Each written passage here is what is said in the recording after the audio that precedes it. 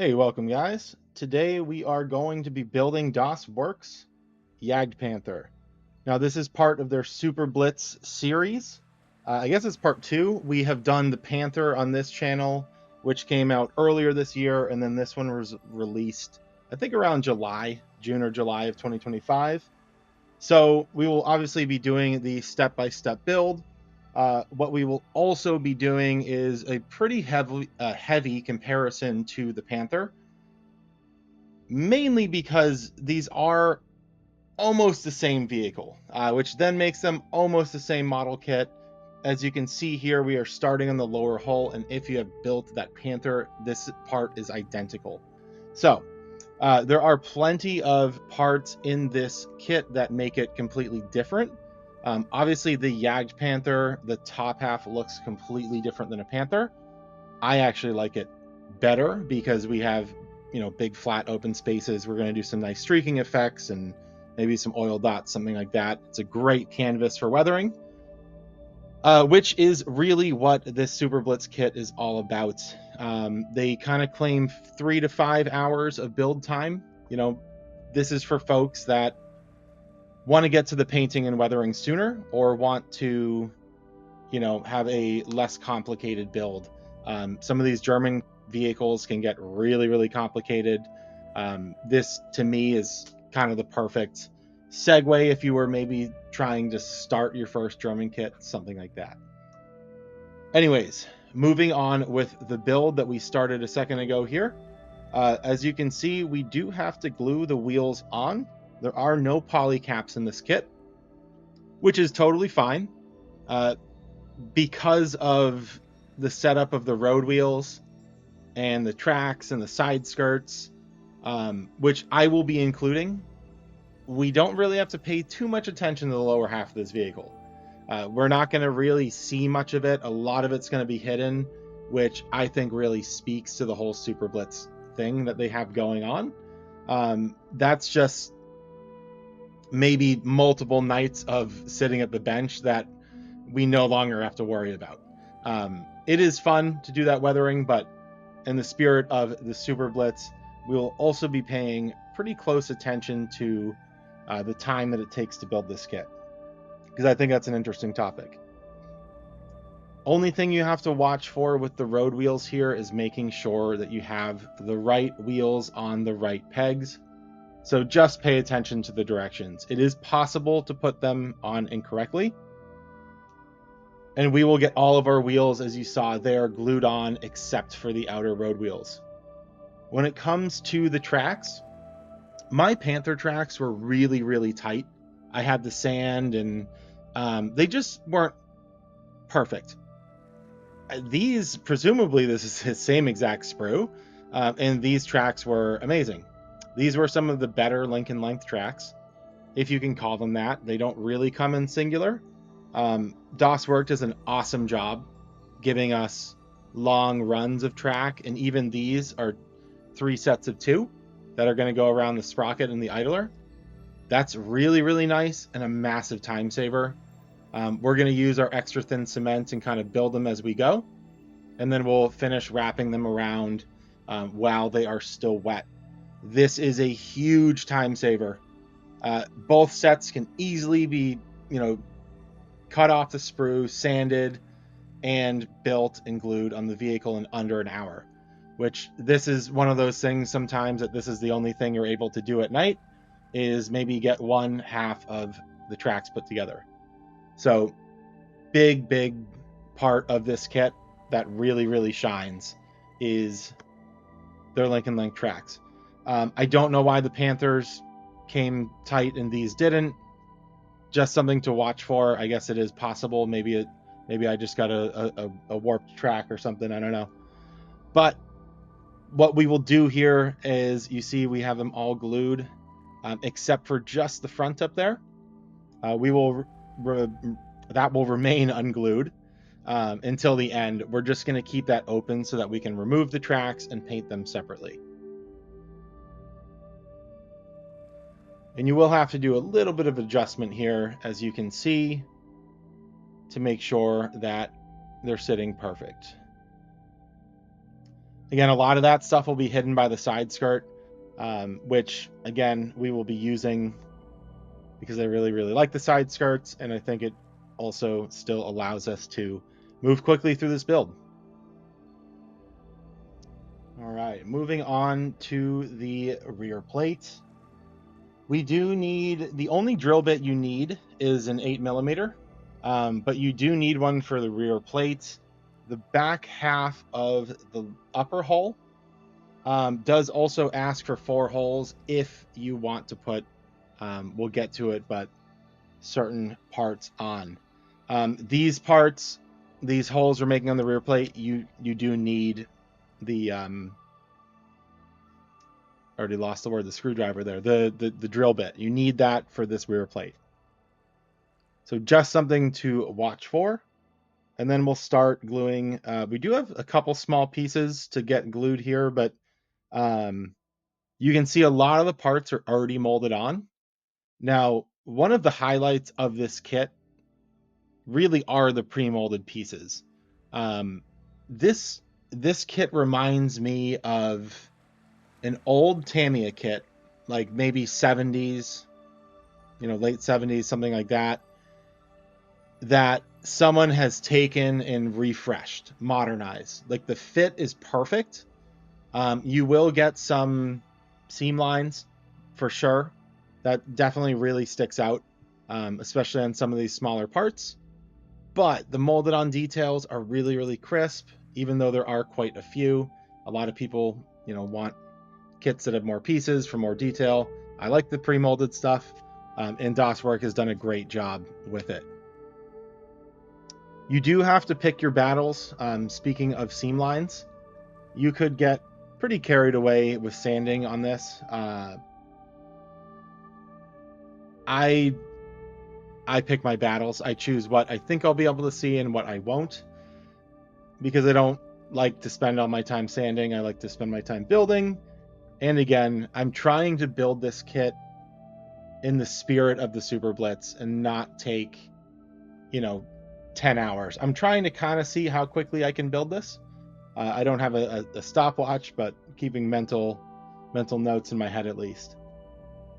It's what makes this kit enjoyable, is that you can build it quickly, and there's not a bunch of big hiccups, except for these pieces right here. They don't fit together well enough that you can get away without a little bit of filler and sanding. Like the exhaust shields here. Someone can tell me in the comments what their real name is. I think they're for the flames, like the flame dampener or something. They need to be heavily sanded. I needed to use putty.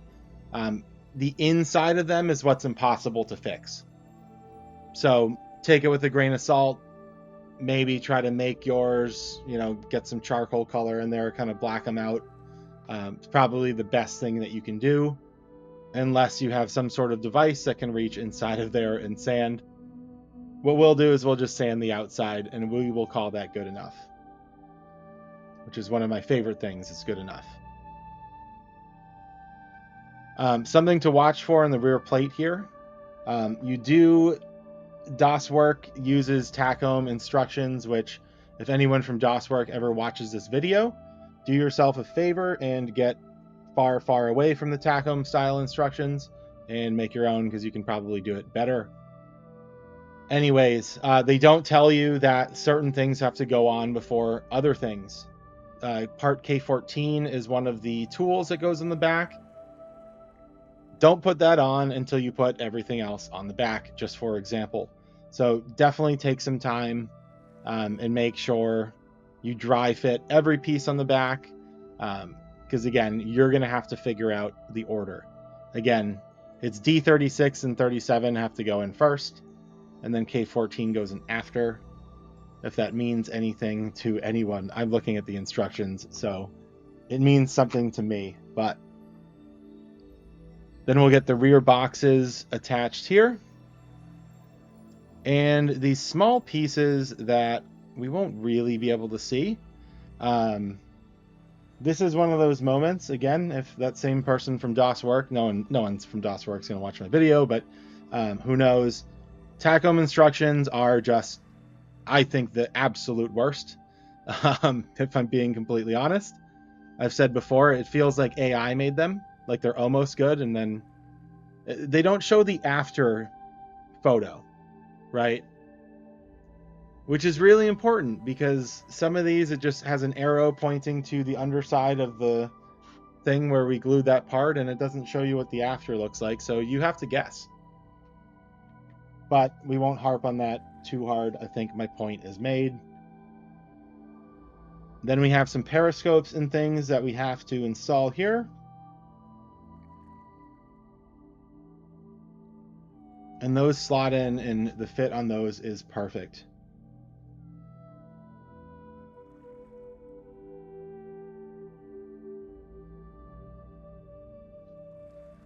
Then moving on to getting some of these hatches and things installed. Also pay attention because there is no interior in this kit, and we don't get a figure with it. So I'm going to display them closed. You easily could display them open, and they come with details to include on the underside of them if you wanted them, the handles and things, the grab handles, which is a really, really nice detail. It's awesome that they've included that, but at under $30, we're not going to get a figure worthy of putting in this kit, so we'll just leave those closed. But there are several parts that you don't need to put on, so just keep an eye out on that, except for these small parts that we have to get put in the back here.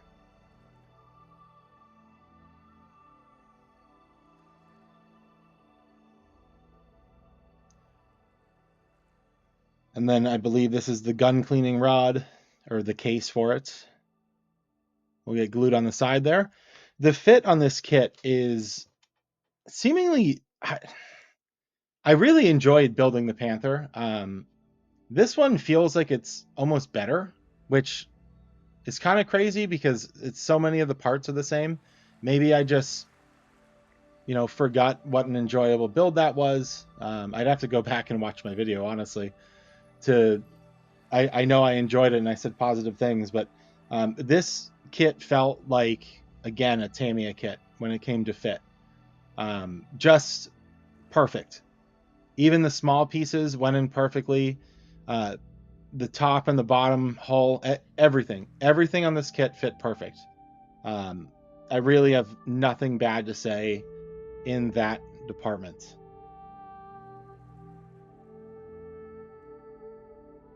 And it kind of starts to make sense why Tamiya does things the way they do. Tamiya will have a lot of pre-molded details on their kits, just like this kit. And I guess it just allows them to concentrate on the fit of, much fewer parts rather than trying to concentrate on the fit of 1,000, I guess is what makes Tamiya who they are. So kind of interesting that it seems like it's really possible to get Tamiya level of engineering. This doesn't have the... I guess it's just for lack of better terms, the type of engineering where on the M18 Hellcat, like the canvas cover went together. That is Tamiya and Tamiya's alone. But I mean in terms of the fit and everything like that, just working perfect. They really, really nailed it on this kit. Very, very enjoyable build. And now we'll get this is going to be the plate to go over the engine, which apparently weighs like 100 pounds. Well, obviously everybody here has access to YouTube. I think the gentleman's name is James Holland, does a walkthrough. It's somewhere, I think, in the UK, and they have a Jagdpanther, which will be the inspiration for our paint job. Spoiler alert. But he does a whole walkthrough. They drive it, they go in the interior, and these two gentlemen absolutely struggle to lift this engine hatch up, but would highly recommend giving that a watch. I think it's on History Hit. I'll try to remember to include the link maybe in the description. It's about 25-30 minutes long, so if you can watch this, that's probably much more exciting.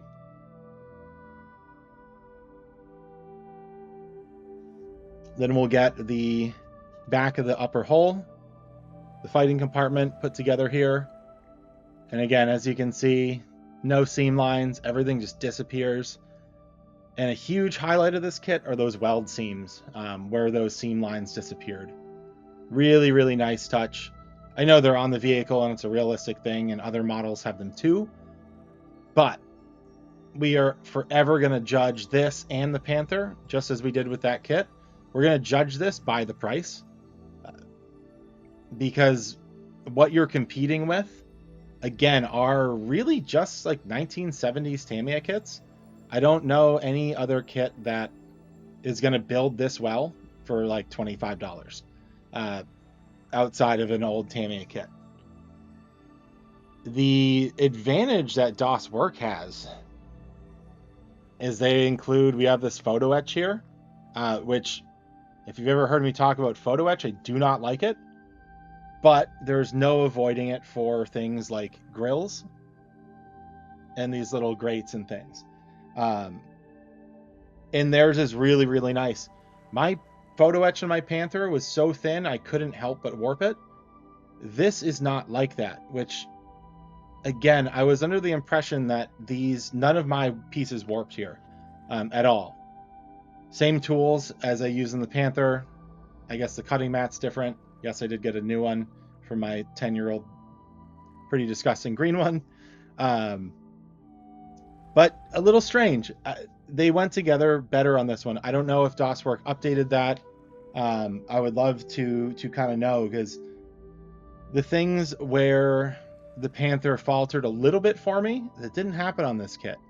It all went together perfectly, so kind of interesting there. And it's just the perfect amount of photo etch. We do get small pieces of photo etch. I'll attach off camera just in case. I wasn't sure I was going to. There they are by the round grill guard or grate. I wasn't sure I was going to keep them on or not because of my dislike. And then we'll start working on the barrel and the gun. Now, this is a really confusing part. I've said a lot of positives. I'll say a negative about this kit. And this is absolute human error. I do now have a screaming new human being in my house that sometimes takes my attention away from what I'm doing here, and I get a little confused. So take this with a grain of salt, but we get an extra muzzle that's on its own sprue, and we also get an extra it's the part K41. K41 is on the K sprue, and then we also get a separate piece on a singular sprue that says K41. We do get a separate page of directions, but there's nothing in the original directions that say, hey, go use that. Now, any sort of logic would tell you use the singular one.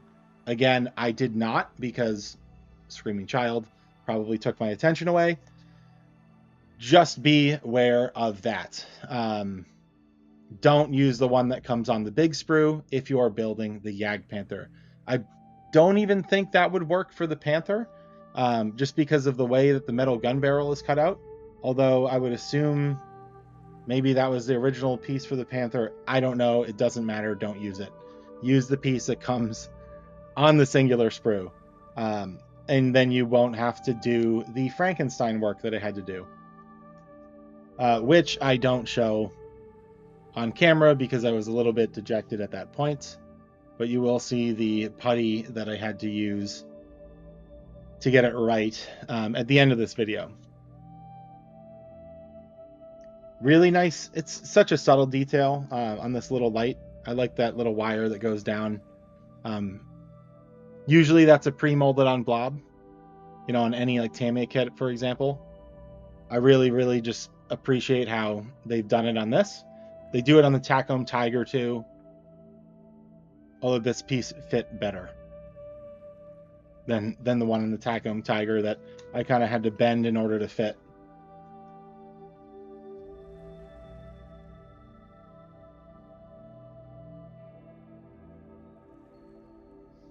All right, now we'll get the side skirts attached. Now, as you can see, I have not attached the top half to the bottom half. The only reason I really did that was to be able to paint the road wheels. So you don't have to do it this way, but the fit is so good on the upper and lower hull that just a touch of super glue is going to lock it into place perfectly. And so we're going to attach the side skirts without gluing the bottom half. We've attached the bottom half, but we're not going to glue it in yet.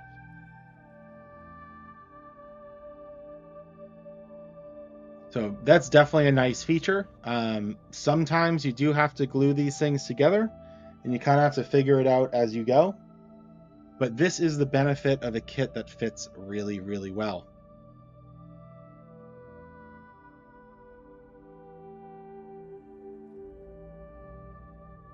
And as you can see there, we are almost done. Everything is coming together very well. And we'll get the muzzle brake built here. This is a really, really nicely detailed piece. Now, I did build both. Again, the kit comes with two. Those are identical. So I'm sure they want you to use the one that comes singularly. I don't know why. Again, they are identical. So take your pick. This is the one that came on the big sprue and it fit on the metal barrel. And again, look the same. So a little bit of a note there, I think would be nice. Again, if I know DOSWorks recycling this Tacom kit, although this is the DOSWorks plastic, just based on other DOSWorks kits I have made.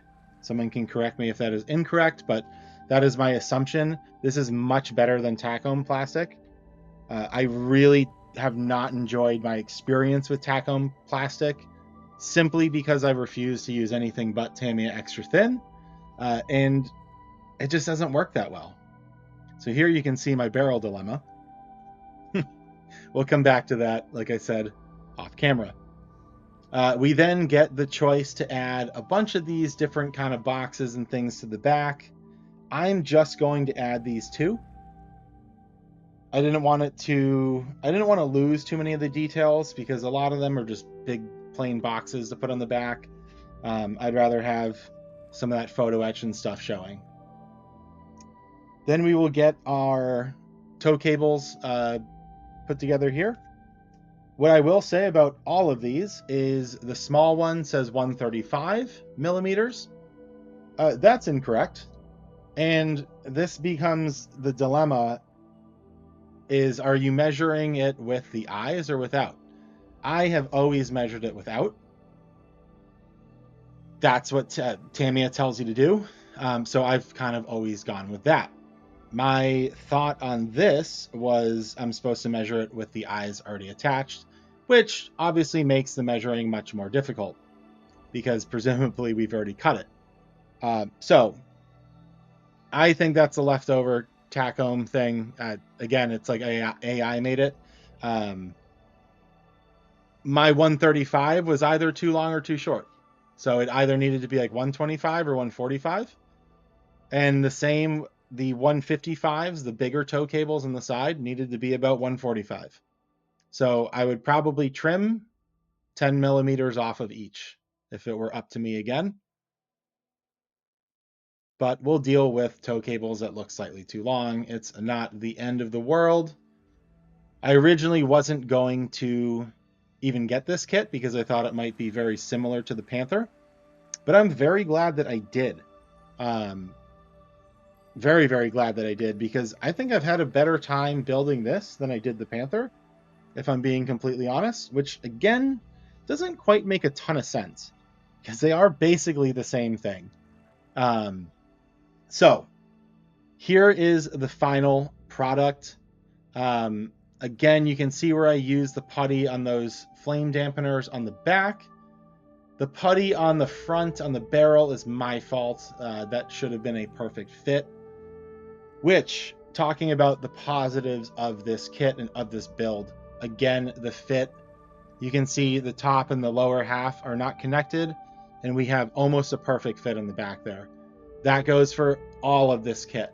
This kit it's very, very well made, minus the seam lines. And it's really just the seam lines on the smaller pieces that stick out. The seam lines on the big pieces are really non-existent.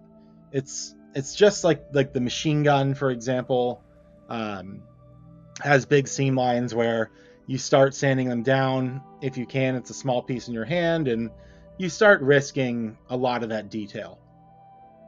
But we are nitpicking there. This is a kit in the mid-20s in terms of US dollars. Mine took about 8 to 10 hours to build. They claim 3 to 5. This happened with the Panther too. I'm not saying that it's going to take you 40 hours to build it. I just think that's incorrect. I don't know how. I know I watched like Andy's Hobby Headquarters, his video of the Panther. He said he built it in like 4 hours or something. I don't sand all my parts. I feel like I always take the quick way out, or at least when I think I can. And I still was way over, like at least double in terms of time. So it's not, maybe that's all marketing, right? It's not quite what they put it out to be. But in 8 hours building a huge German tank destroyer is really, really quick. They're just, I think, saying it's quicker than it is, but that's not really a pro or a negative, just something to watch out for. So there you have it. If you've made it this far, you haven't already, I'd please ask you to like and subscribe to the channel, and I'd also thank you for watching up to this point. We will obviously be doing many more model builds. Next up in this series, at least, we will get this painted. Now, I mentioned the Jagdpanther video with James Holland before. It is a yellow scheme with like a dark red. I don't think it's the primer. I think it's a dark red added after the fact, but we'll kind of play around with that and do a little brush painting camouflage. It's been a long time since I brush painted a camouflage and kind of wanted to see if I'm still able to do it pretty well. So that is what will be coming up on this. I really, really hope that DOS Werk continues this Super Blitz line. I know, again, this is a Tacom line that they are kind of re-releasing or, whatever. I really like it just because it's just a good build. It's not even a simple build or anything like that. The way I think about it is just a clean build where you're going to have really, really minimal problems. I would love to see them do this on a non-German vehicle. Something like, I don't know, a Greyhound. Now we would be really talking about like the perfect beginner kit. These feel like they're almost beginner kits, but then they're German tanks, so not really so much because 3-color camouflage and, all these little details and things on it. So anyways, that would be my personal wish list. As well, again, for the third time, if anyone's listening, get rid of the Tacom instructions. They are not doing you any favors. Your DOS Werk instructions can be much better. But with that being said, again, I appreciate you guys watching. We'll see you on the build video.